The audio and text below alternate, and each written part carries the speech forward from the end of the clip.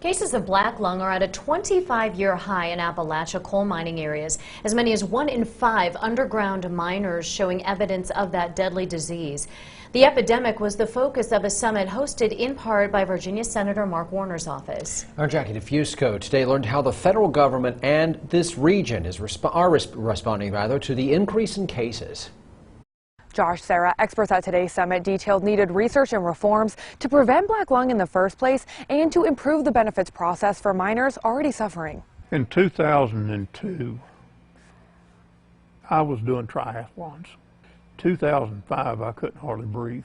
Rick Puckett says he spent 21 years in the coal mines of Buchanan County before being diagnosed with black lung. We are seeing younger miners or miners with less years in the coal mines who have disease that is more progressive and more severe. This trend has gotten the attention of researchers trying to pinpoint why there's a resurgence of disease in Appalachia and why now. I think the thing that really keeps me up at night is that we don't have really any good data from either the health surveillance side or the dust surveillance side that really explains what's going on. Many are calling for stricter regulation of the toxic particle silica. The problem, she says, is that medical studies on exposure and monitoring data in the mines don't match up. Some suspect faulty inspections are a factor. I don't necessarily think that that has changed over the past 30 or so years, so I don't think that alone can explain what we're seeing. Preventing black lung is only half the battle. Experts describe a brutal benefits process for miners and their families. The attorneys for the coal company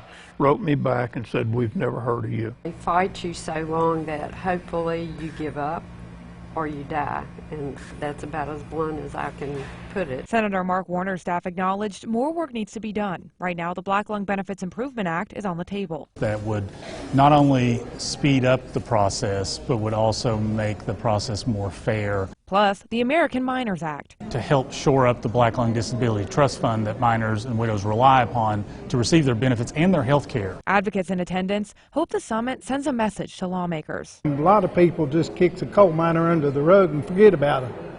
But we're going to have to stand up and fight for our coal miners. In Big Stone Gap, Jackie DeFusco, News Channel 11.